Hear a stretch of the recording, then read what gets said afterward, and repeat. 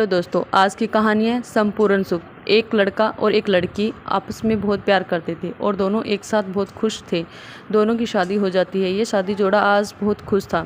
शादी होने के कुछ सालों तक तो सब ठीक चल रहा था, वह बहुत खुश थे। लेकिन जैसे जैसे समय बीतने लगा, इन पति पत्नी जीवन से खुशियाँ कम होने लगी और उसकी जगह झगड़े, निराशा और दुख ने ले ली।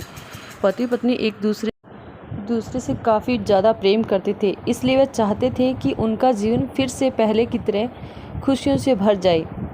दोनों अपना जीवन पहले की तरह बनाने के लिए कोशिश करने लगे, लेकिन उनकी लाख कोशिशों के बावजूद उनका जीवन वैसा नहीं हो पा रहा था जैसा वो चाहते थे।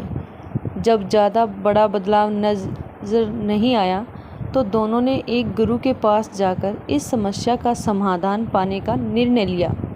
वह अपने गुरु के पास पहुँचे और उन्हें अपनी समस्या के बारे में विस्तार से बताया।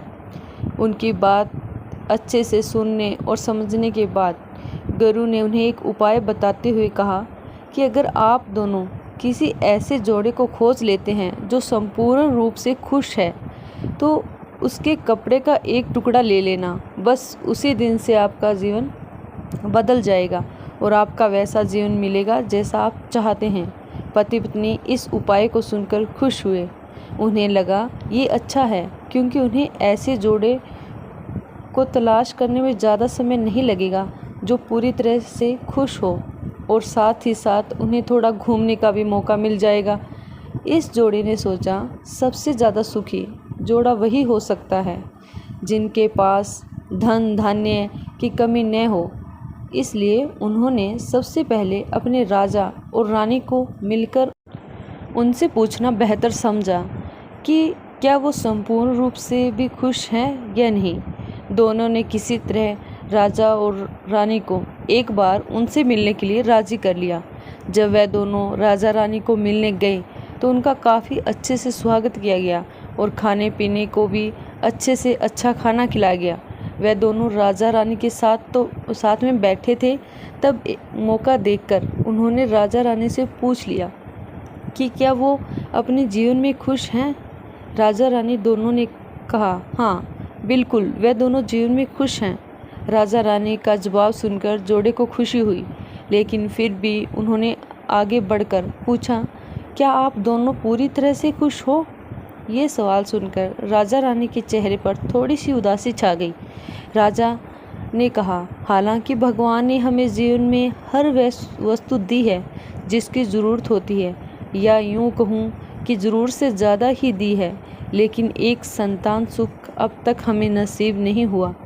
राजा का जवाब सुनकर जोड़े को पता चल गया कि ये संपूर्ण सुखी नहीं हैं। उन्होंने अपना सफ़र आगे जारी रखा। उन्हें पता चला कि दूसरे राज्य में एक बहुत धनी सेठ है। इस सेठ के पास धन दौलत के साथ साथ बाल बच्चे भी थे, इसलिए उन्होंने उनसे जाकर पता करना चाहा कि क्या वह पूर्ण सुखी है या नहीं।